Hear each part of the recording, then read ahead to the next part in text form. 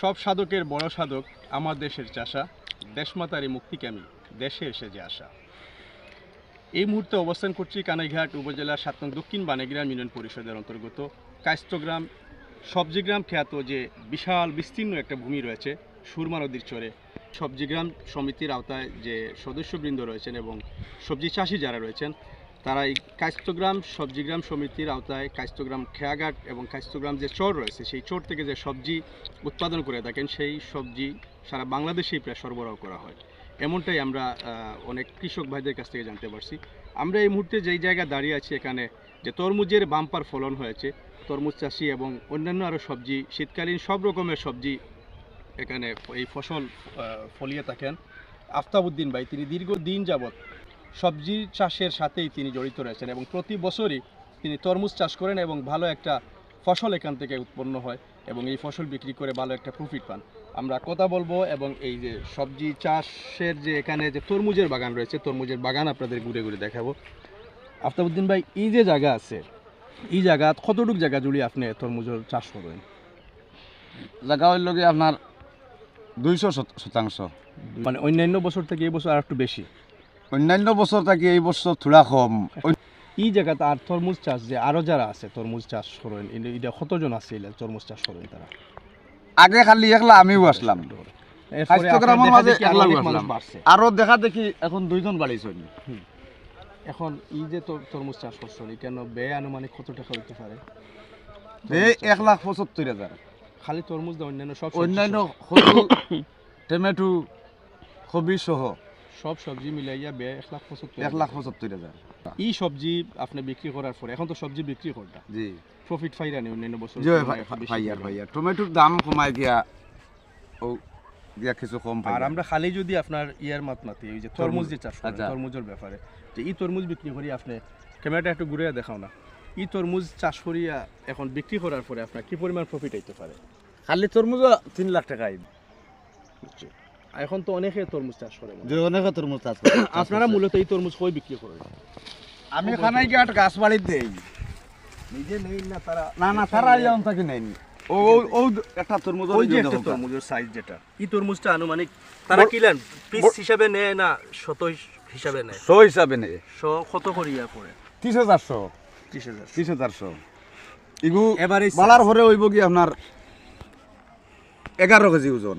আরো কতটুক বড় হইতে পারে আনুমানিক? আরো অতটুক বড় হইব? আরো অতটুকু না, সামান্য কম হইব। এখন 8 কেজি আছে, আগে 3 বছর আগে ধরছিল 17 কেজি পর্যন্ত। ইগু অন্য জাত আছে।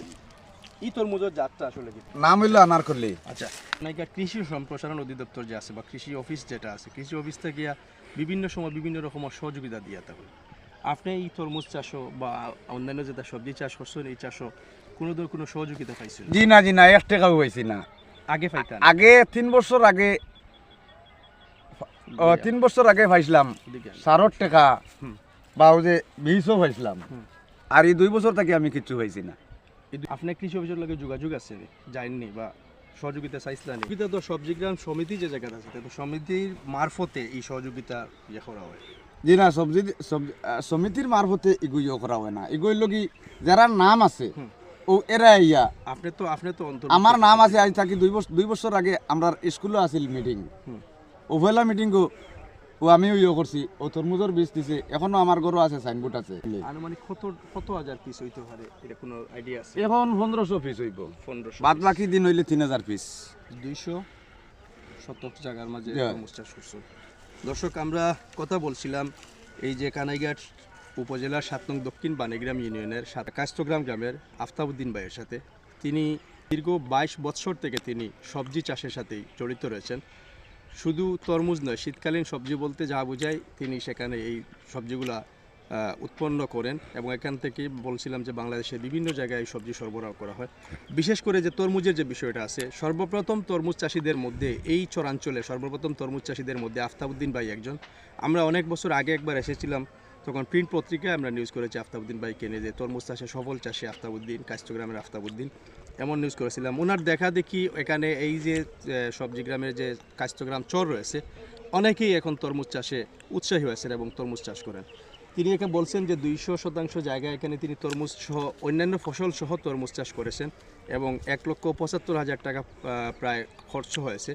তিনি বলছেন যে শীতকালীন সবজি এবং তরমুজ মিলিয়ে প্রায় 5 থেকে 6 লক্ষ টাকা তিনি এবছর প্রফিট আয় করতে পারেন এমনটাই জানিয়েছেন। এবং তরমুজ যে রয়েছে আনারকলি জাতের তরমুজ রয়েছে, এই তরমুজের পরিমাণ এখন 8 কেজি পর্যন্ত, হ্যাঁ 8 কেজি পর্যন্ত হবে। এবং তিনি বলছেন যে এটা সর্বোচ্চ 11-12 কেজি পর্যন্ত পৌঁছাবে। এবং এখানে যে তরমুজ চাষ করেছেন প্রায় 1500 তরমুজ বিক্রি করেই তিনি প্রায় 3 থেকে 4 লক্ষ টাকা প্রফিট করতে পারবেন এমনটাই জানিয়েছেন আফতাবউদ্দিন ভাই। আমরা এই চর নয়, কানাইঘাটের এখন বিভিন্ন জায়গায় যে চরাঞ্চল সহ বিভিন্ন জায়গা রয়েছে কানাইঘাটে, আমরা দেখে থাকি যে 12 মাসি তরমুজ চাষে সফল কৃষক মাদ্রাসা পড়ুয়া শিক্ষার্থী আশিক উদ্দিনকে নিয়ে আমরা অতীতে লাইভ করেছি। এবছরও তিনি 12 মাসি তরমুজ, সাম্মাম সহ অনেক কিছু চাষ করেছেন। এবং আফতাবউদ্দিন ভাই হচ্ছেন সর্বপ্রথম তরমুজ চাষে যিনি জড়িত ছিলেন, এবং তরমুজ চাষের এই অঞ্চলে সর্বপ্রথম চাষি হচ্ছেন আফতাবউদ্দিন ভাই। আমরা আফতাবউদ্দিন ভাইয়ের যে তরমুজ বাগান রয়েছে সেই তরমুজ বাগান আমরা আপনাদের ঘুরে ঘুরে দেখিয়েছি। তার আগে একটি মেসেজ হচ্ছে, আসন্ন রমজানে এই তরমুজ খুব ভালো একটা দাম পাবেন এমনটাই প্রত্যাশা করছেন তিনি। যে এই তরমুজ কতদিন পরে কাটবা হয়েছে? 10 দিন। রমজানের আগে কিছু তরমুজ খাটা খাইব, কিছু তরমুজ খাটা যাইব বলতে অনুগুণ চলে ইয়ে করে থোয়া হয়েছে, এটা ছোট সাইজ। তিনি বলছেন যে রমজানের আগেই এই বাগান থেকে তরমুজ সংগ্রহ করা হবে, কেননা সর্বপ্রথম যে তরমুজগুলো আছে সেগুলো আকারে কিছুটা ছোটো হলেও সেগুলো একেবারে পরিপক্ক হয়ে গেছে। এবং রমজানের আগে এটা কাটা শুরু করবেন।